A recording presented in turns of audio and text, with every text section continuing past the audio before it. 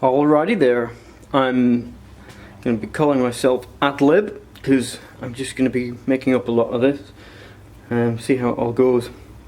Today I'm going to have an attempt at a bone broth, a sort of a bone marrow broth.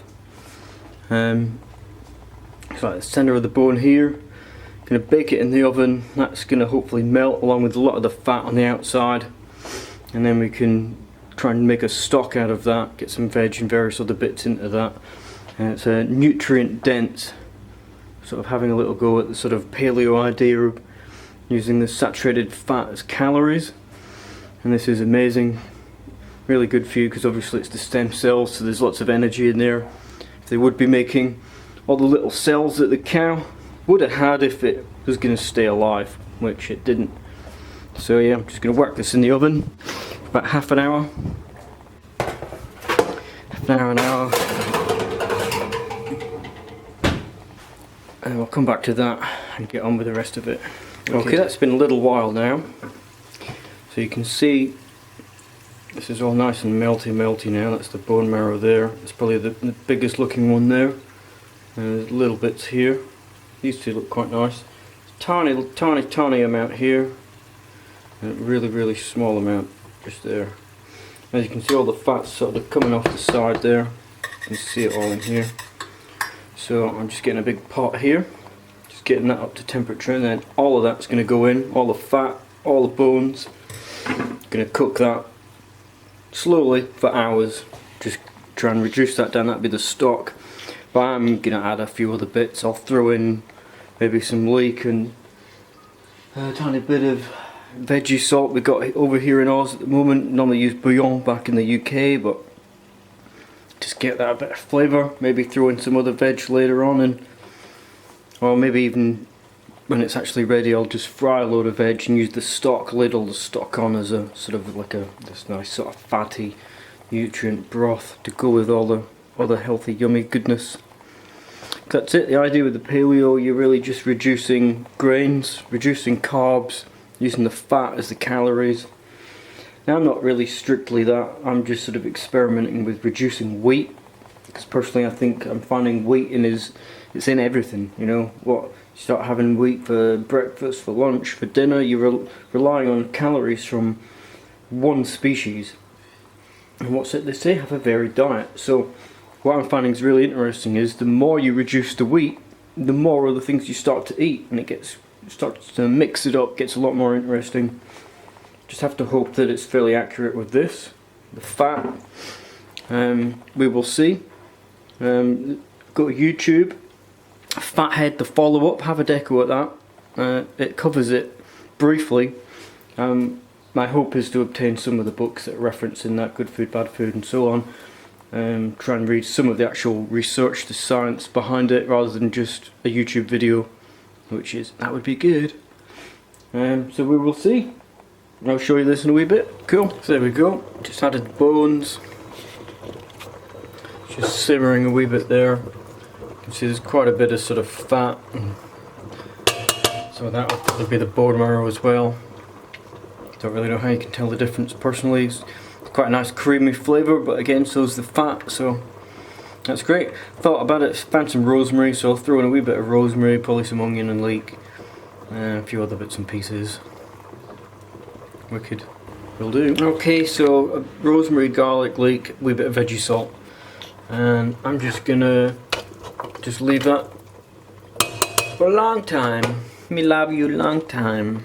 Yeah, we'll leave that and then come back later, and hopefully there'll be a load more fat on that, and that'd be great. We can strain that off, put it in the fridge, and then what will be wicked is we can probably either cut it or scrape it, because it'll solidify if we left it to chill overnight, and then we can turn it into a yummy breakfast. Sweet, looks good already. Cool. So this is a new idea, Adlib. Gonna try and do a few little recipe ideas I've come across. And it's a bit rough and ready because I am sort of travelling at the moment, currently in Tasmania, and we'll be hopefully going a few other places, but we will see when we get there. Try and come up with a few little ideas for you. Cool beans, enjoy. So that's that done now. Taking the bones out, taking all the bones out now. And there we go, lovely. All sort of fatty. All the bone marrow's melted off. As you can see, all hollow there. I mean, there's a taking off there's gibbly bits and fat and things there. Probably that'd be good because obviously if you're trying to repair your own tissue, eating something else's tissue, you know, connective tissue, ligaments, cartilage, probably be ideal if you could consume that. It just creeps me out a little bit. Need to try and adjust. So that's pretty good. There's a few bits and pieces in there, so I might have a rake through it in case it's actually any fragments of bone or whatever. I'll see later. I'll just leave that, probably just let that chill. I've had a little taste. It's a bit bland, so what I'll probably do is add a wee bit more veggie stock, and I'm not sure, I might add a bit of Tsingtao. Sorry, not Tsingtao. Shaoxing cooking wine. Asian cooking wine, and give it like a little twist.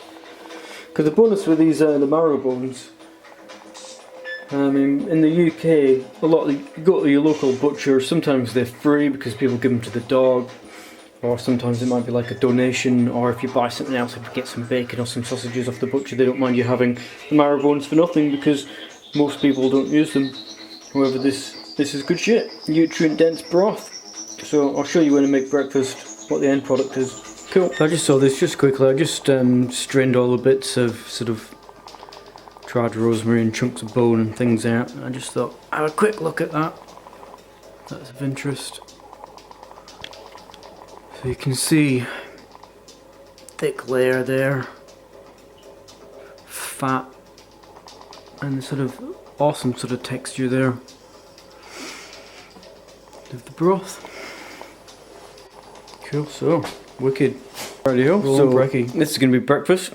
Pre-chopped a load of veg there. I've got a few bean sprouts left, so just a handful of little bits and pieces there that sort of been kicking about. And this is the bad boy. This is what it looks like after being in the fridge. There you go. If we come down, you can see the big thick layer there. That's going to be sort of like fat and bone marrow. Just, oh, it's quite solid. Oh, look at that. Isn't that awesome? And that'll be all jellified, maybe. Bit of gelatine because we've actually boiled the bones for so long. So what I'm going to do, I'm going to get this off. Might have about half of this now because you see some carbs in your veg, bit of broccoli and whatever, but you know, we're avoiding the grains, the dense starchy carbs. So this is going to be my calorific intake for the day. That. Of course, once this all cooks and it gets kind of soupy and fatty and yummy, to me the only thing that's really missing is a big dollop of ramen noodles. Oh, I miss them. I miss my noodles, but we'll see how this goes, okay? Right, I'm just going to get this on here. Okay, so that's it now. Just going to start to slowly melt that fat off. See already that jelly's already melting. It's just going to be like a nice super consistency, throw in the veg, and we'll see. I don't know if it's really too liquidy. Might throw in a wee bit of corn flour, although kind of trying to avoid that as well, but I'm not really going to cry about a teaspoon of corn flour in my soup. Looks good though, looks good. So yeah, I guess the other thing with the meat, we've kind of been quite desensitized to it, I reckon. We're sort of, everybody's used to pre-packaged slices of things that they can't even relate to being an animal anymore. But if we're actually eating more of it, I mean, some of that actual cartilage and stuff, connective tissue, would probably be really beneficial to you if you ate it. Because if you're trying to repair your own joints, your own ligaments and things, sporting injuries or just wear and tear or whatever, you know, instead of taking these tablets that have it all in it, you could just get it through your diet. That's what they say, isn't it? Vary your diet. But I think we're just so soft over here. Never been exposed to it. Like in Asia or somewhere where they used to eat insects or, you know, sucking the head out of a prawn. If you'd grown up with that your entire life, it would be normal and it would be great. So yeah, if I ever have kids, oh, the poor fuckers. Right, okay, I'm just going to like launch the veg in here now, and then we'll get the temperature up slightly to Okay, there we go. So let's try and think. I had tomatoes, mushrooms, cauliflower, broccoli, asparagus, cabbage, bean sprouts. 7 different things, plus a wee bit of garlic. I just threw in some garlic there, it was kicking about, and it's pretty good antiviral. That's 7 bits of veg just for breakfast. And what's it they say? 5 portions a day? It's like, yeah, well, you've done that. That's the thing, you remove the wheat, your diet gets more varied.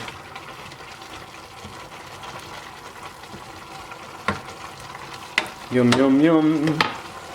Cool, right, I'll show you when I've played up then. There we go, there you go. Nutrient dense broth, bone marrow, sort of soupy vegetable goodness. I did use a bit of corn flour in the end, use that to thicken it. Unfortunately it does make me think even more like a chow mein, but I'm forbidden to have noodles, so. Although there are buckwheat soba noodles, so you never know. We can examine that. Cool beans, right, cheers.